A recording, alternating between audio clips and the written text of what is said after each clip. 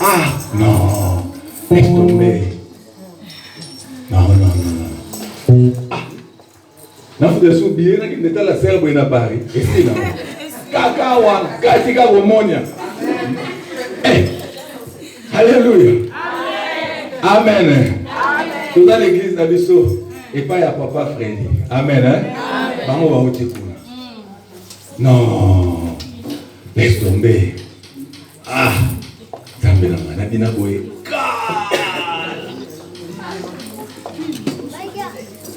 Eh. Non. Donc vous sentez que Michael a tellement qui on a, Gabriel a ta place ou non.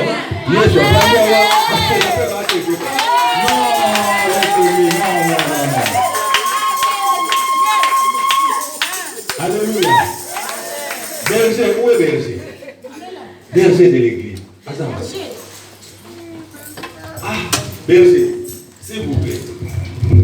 Bon, c'est la biche qui concerne avant. Hein, papa? Kanisa. Eh, papa. J'ai confiance. Et le moment où il va y avoir dimanche, ma bandit n'a pas sauté dans le souk. On célèbre le Seigneur là-bas. Amen. Hein? Ceux qui posent dans Ngolo, il faut biso moto chérir. Tous les athées battuba longwa, Allemagne, pour pas projeter dans bello. Déjà biso moto dans bas on a terrain, pour reconnaître la grâce que le Seigneur a placée en nous. Amen. Hein? Vraiment dans ma femme la bino, vous êtes très fiers na bino. Vraiment dans ma zone ça est. Na obengana et pas ya oya ba mi bali. Ba chéri, ba fio ba kapuna ko sa banga na benga ba musika na ko. Et ba frère ba garçon a lokuta ko ba ko sa ba sœur na benga ni on a ko. OK, ceux à la ba banga nzambe ko continuer s'il vous plaît. Amen. Ceux qui bo telemi lo le kiti. Moni lelo bo kiti le biso lola. Nzamba pambola ben. Bo continuer na boa. Hein papa Tourné. Papa Tourné zo kansanga frère moi na eba kala mawete. Frère moi ça la ba logique. Non. Ce qu'on se l'a c'est pas dans la 2 mètres. Non, c'est pousse là. J'ai craint les deux, pousse là. À 2 mètres, parle. Ah, frère moi, t'as monté le bibo et donc oui. Donc quand je vois le frère, il dégage la sanctification. Que le Seigneur te bénisse, hein. Je t'aime beaucoup, tu vas marquer. Ok. Maintenant, c'est arrivé le moment de la parole de Dieu. Amen. Hein? Amen. Je vais retracer un peu. Aujourd'hui, c'est la clôture de notre action. Ce qui est écrit, c'est pour la 3e année consécutive, depuis 2023, 2024, non, de 2024, 2025 et aujourd'hui 2026. C'est vraiment merveilleux. La servante de Dieu, Maman Mireille, avait reçu une vision et Dieu l'avait parlé au travers de la vie de la femme samaritaine. Une femme rejetée, la vie désordonnée, mais lorsqu'elle a rencontré le Seigneur, elle est devenue un instrument d'évangélisation et pour l'avancement du royaume. Alors, dans notre église, bien c'est quoi? Elle exerce son ministère à l'intérieur. Amen. Et souvent, c'est 1 mois par an. Mais comme le ministère est en train d'avancer, on verra comment encore ajouter certains jours. Au-delà d'être la présidente, la visionnaire de ce ministère Femmes Samaritaines, elle est aussi la coordonnatrice principale du ministère Femmes Affranchies. Je crois que c'est un grand ministère sur le plan mondial. Et au mois d'octobre, les 30 octobre, les 31 octobre et le 1er novembre, ce ministère sera ici par notre invitation. Donc nous sommes en train de parler, si Dieu le veut, si Dieu nous fait grâce, peut-être ça pourra passer dans l'église La Restauration, chez Papa Freddy, parce qu'il y a suffisamment de place et c'est un cadre où on connaît bien. Amen. Hein? Donc priez aussi pour ça, que ce projet puisse aboutir, en fait que nous puissions recevoir ces grands ministères dont Maman Mireille est la coordinatrice principale ici en Grèce. Mais dans le cadre d'aujourd'hui, elle est là comme présidente du ministère des femmes samaritaines où elle a un message à nous donner. En ce moment, ce n'est plus ma femme, c'est la servante de Dieu. Amen. Hein? Amen. Je la respecte comme une servante et j'invite la servante de Dieu, Amen. Maman Mireille Wanga.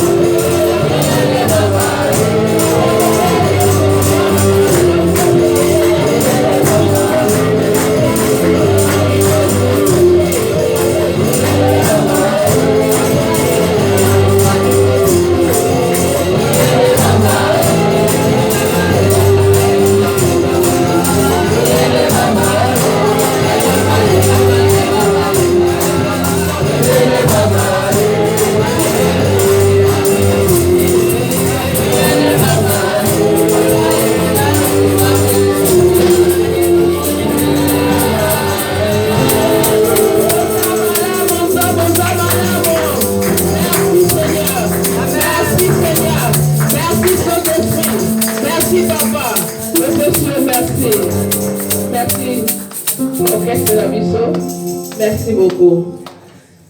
La sopesa merci na bandeko nyonso oyo baye na tongo ya lelo.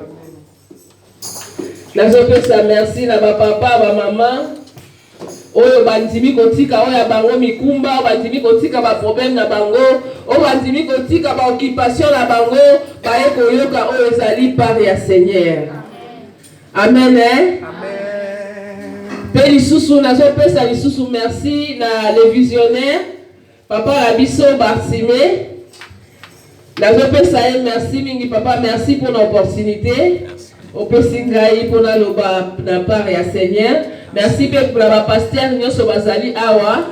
Merci pour la berger na biso. Merci pour la maman na moni bongengi, vraiment ba papa bongengi. En tout cas, présence na bino et salinga bien. Merci sous pour la chorale na bien, orchestre na biso. Basali voyage mulai, baoti musika baeti. Pour la koyoka kaka koyoka kopesa message na ba na Nzambe. Amen. Amen. Ah, Nzaba bolingo.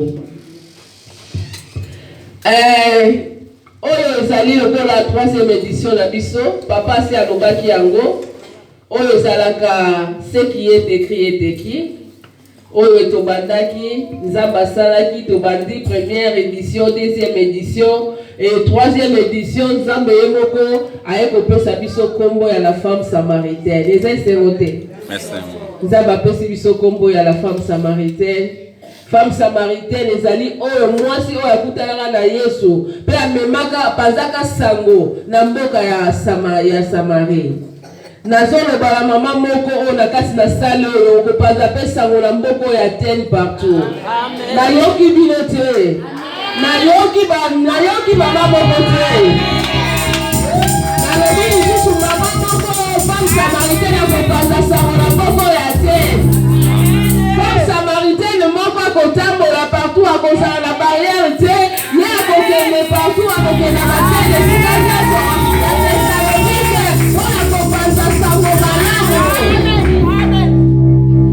ça passe à bolingo. Soutien na biso ya lelo ezali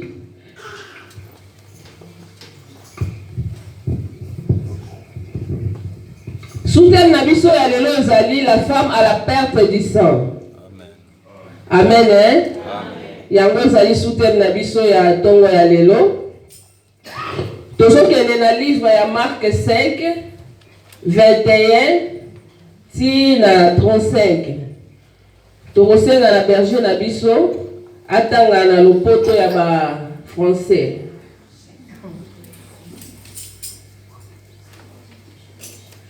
Amen. Ndeko nyonso asa na Bible na ye pembeni. Tango berger azotanga mutu nyonso azotanga. Marc 5, 21 à 35. Nous lisons la parole de l'Éternel. Amen. Jésus dans la barque regagna l'autre rive, où une grande foule s'assembla près de lui. Il était au bord de la mer. Alors vint un des chefs de la synagogue, nommé Jairus, qui l'ayant aperçu, se jeta à ses pieds. Il lui adressa cette instance prière. Ma petite fille est à l'extrémité. Viens, impose-lui les mains, afin qu'elle soit sauvée et qu'elle vive. Jésus s'en alla avec lui. Et une grande foule le suivait et le pressait. Alors il y avait une femme atteinte d'une perte de sang depuis 12 ans. Elle avait beaucoup souffert entre les mains de plusieurs médecins. Elle dépensait tout ce qu'elle possédait et elle n'avait éprouvé aucun soulagement. Mais elle était allée plutôt en empirant. Ayant entendu parler de Jésus, elle vint dans la foule par derrière et toucha son vêtement. Car elle disait, si je puis seulement toucher ses vêtements, je serai guérie. Au même instant, la perte de sang s'arrêta et elle se sentit dans son corps qu'elle était guérie de son mal. Jésus connut aussitôt en lui-même qu'une force était sortie de lui. Et se retournant au milieu de la foule, il dit, qui a touché mes vêtements? Ses disciples lui dirent, tu vois la foule qui te presse et tu dis, qui m'a touché le vêtement, qui m'a touché? Et il regardait autour de lui pour voir celle qui avait fait cela. La femme effrayée et tremblante, sachant ce qui s'était passé en elle, vint se jeter à ses pieds et lui dit toute la vérité. Mais Jésus lui dit, ma fille, Ta foi t'a sauvé. Va en paix et sois guéri de ton mal. Amen. Amen. Histoire na biso ya lelo, motonyo so yebi histoire oyo. Histoire na biso ebandaki ndenge Yesu awutaki na ye na makambo na ye, akendaki mpona kobikisa kolongola moto ya liboma na ye. Yesu ntango azokokende aye kokutana na mokonzi moko ya synagogue. Mokonzi wana ayebisi ye alobi, mwana na ngai azobela. Akweyaki na makolo ya Yesu alobi, yaka kobikisa mwana na ngai ya moke ya 12 ans. Yesu aboyaki te. Bien aimé na ina ye biso na tongo ya lelo. Yesu na biso azalaka motema malamu. Yesu na biso atikaka biso te. Tangu yo za na problème okimeli pa Yesu. Yesu atikaka makambo na ye. Alandi oya yo. Yesu atikaka biso te ata moke. Nazo sakola la vie ya ndeko moko. Oyo nyonso akolanda Yesu, vie na ye ko changer. Nazo sakola la vie ya ndeko moko na tongo ya lelo. Oyo nyonso akotika oya ye. Alandi Yesu po Yesu apesa ye solution, vie na ye ko changer. Nazo sakola lisusu likolo ya mama moko. Tangu yo omoni problème esi elembi, makambo esi eza lisusu makasi, eza lisusu malamu te, kende kokimele pa ya Yesu. Kokimele pa ya Yesu eza nini? Ezali na eglise. Yaka na eglise ya Nzambe. Yaka na koluka Yesu. Yaka na koluka lopiko. Yaka na koluka solution. Solution ezala kaka na maboko ya Yesu. Solution etikaka te.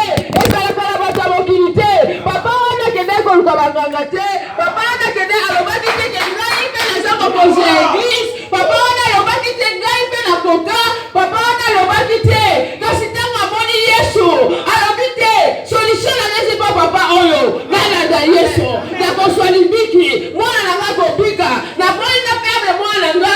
Naboyi na cha orgueil. Ponga na sa mokolo. Nazali mokonzi ya synagogue. Papa wana nalandaki Yesu. Akendaki pa ya Yesu. Yesu azalaki ye. Batu bazalaki na nsima na ye. Yesu atikaki te. Tango bazokende. Yesu bazokende bazotambola. Bazokende. Batu ebele bazalaki na nsima Yesu. Bazolanda bazalaki na baproblème na ye. Oyo azalaki na mikumba na ye. Oyo azalaki na likambo na ye. Oyo azalaki koteka tiki. Oyo azalaki kokende mosala tiki. Oyo azalaki kokende wapa tiki. Alobi mobikisi azoya. Na profite lokola Jésus azokende. Abengisi Yesu. Ngape nalanda ye. Nalanda Yesu. Batu bazalaki kokende na Yesu. Batu batambolaki elongo na Yesu. Batu batambolaki elongo na Yesu. Bien aimé, otambolaka na nani? Tangu yo yokaka sango malamu, okendake pa ya nani? Nazoyoka mele na bino te, nazoyoka mama moko te, nazoyoka papa moko te na tongo ya lelo. Tangu baproblème eyelaka yo, tangu yo yokaka batu bazokende pa Yesu, yokendaka wapi? Okendaka na nzela matongi, okendaka nzela nini? Nazosenga na mama moko, papa moko na tongo ya lelo. Tangu yo moni batu bazokende na nzela losambo, yo pe landa nzela losambo. Amen. Amen. Tangu bazokende. Mwana mwasi moko ayoki ka makelele. Mwasi oyo azaki ya makila pendant 12 ans. Yesu azokende mpona kobikisa mwana ya Jairus oyo azalaki na 12 ans. Mwasi wana pe azalaki na pasi na ye ya pendant 12 ans, bien aimé. Soki tobandi kokonte, tozi journée moko, mibale, 1 mois, 2 mois, akokisi une année na pasi. Biso mo ba mama toyebi. Ya 5 jours, omona ka lokolo lobisa susu batu te. Ebe mo mama wana, ya 12 ans. Problème ezalaki problème ya chiffre 12.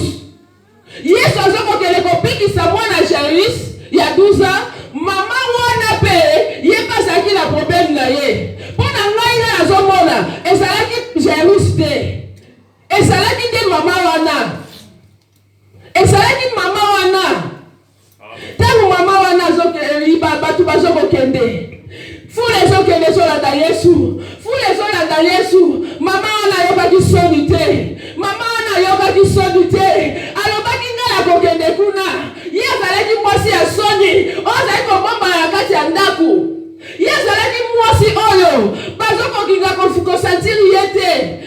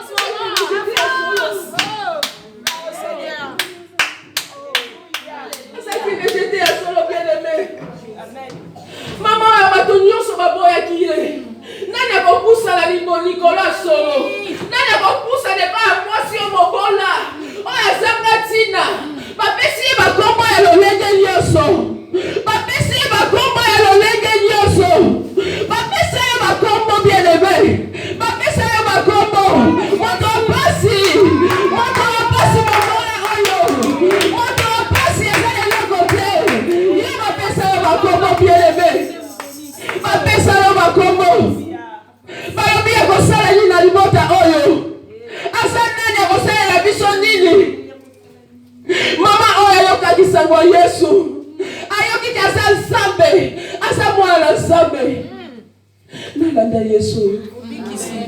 Amen. Nalanda Yesu yo.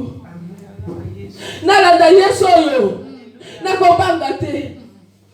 Abanga kite. Mama ya banga kite. Agendaki. Atamboli. Alobina kokelo lenge nini. Soki ngana telemi. Bakomona ngai. Botika ngana se camoufler. Bien aimé mi bombaka. Tango moni makamo soya. Mi bombaka. Kopi makate. Zelaka Yesu tango azoleka. Tango Yesu azoleka. Tango Yesu azoleka. Yokele kosimba Yesu. Oso abika kipola azaki na kontima. Arabina kosala nini? Ngabira na kosala nini? Bapesa ngai bakombo. Kombo ya mwasi wana. Yoka nga bien aimé. Jairis bapesa ki kombo. Palobaki Jairis. Papa ya mwana wana. Mais mwasi wana zalaki na kombo te. Bien aimé mwasi wana zalaki na kombo te. Lokola nga identité na nga ezali Mireille Mwamba. Mwasi wana bakole bakombo bazoko benga ye mwasi oyo akotanga makila. Bazotanga kaka kombo ya soni na ye. Bien aimé yo pe bazotangela kombo ya soni. Alléluia. Batangela kaka kombo ya soni. Bakotanga kaka kombo ya maladi na yo. Bazotangela kaka kombo ya pasi na yo. Mobola, si tu mala mibali soka zangi, bako batala vie wana, vie ya mobola de pake da poto, asala eloko te. Mama ya timba, te po tenda, atika bisoka balinga bauti na bakombi, biso eloko te, ye kutu asanga. Bapesa makombo la famille, bapesa makombo la quartier, bapesa makombo même awana te. Balobi mwasi alibebe. Est-ce qu'il y a Kobala? Est-ce qu'il y a Kosala Malamu? Est-ce qu'il y a Kobongaka? Otambolaka oyebaka bien aimé. Otambolaka oyebaka bien aimé. Osalaka la kombo ya soni o bapesa yo. Yo moko oyebaka te ko sotenga bisa batu binoko. Soko leke saka. Voilà. Balobaka isusu te. Bakoma bababa. Yela. Balobaka isusu te. Bien aimé ya bona tombo ya lelo. Nazoko benga yo kaka. Nazosakola ya mama moko. Aya kosimba ka roba Yesu.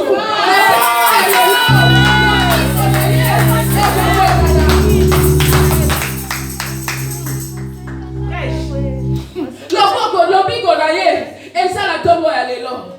Mwasi wana tika kite. Mwasi wana tika kite. Mwasi alobina kokende ndenge nini. Bakomona ngai ni kuteko yana. Bakomona ngai. Mwasi wana kena ndenge makolo. Angulumi.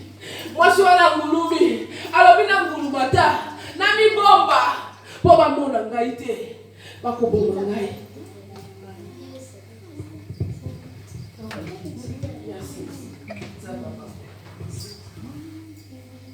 Amen.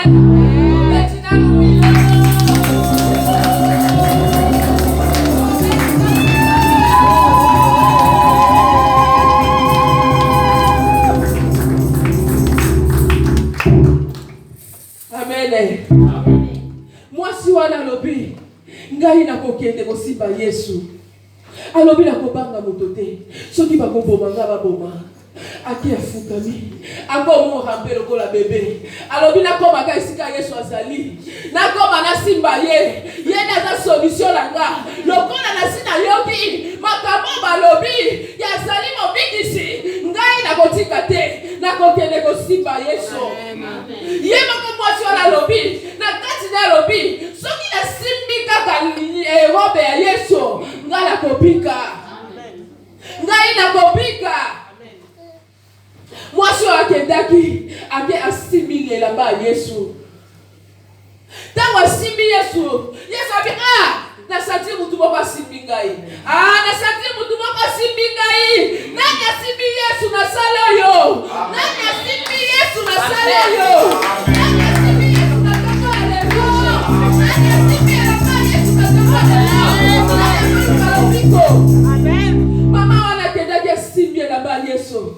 Yesu alobi na yoki bosambe na nga puissance moko na kati na nga esi kolekwa na sentir puissance moko elongwe baye kolima yebisi yo zo yebisa biso boyedeni batebele bokonzi yo mpe tokoyeba na asimbi alobi te ngai moto asimbi ngai na sentir puissance kati na ngai ebimi na sentir makasi na ngai puissance ebimi bien aimé.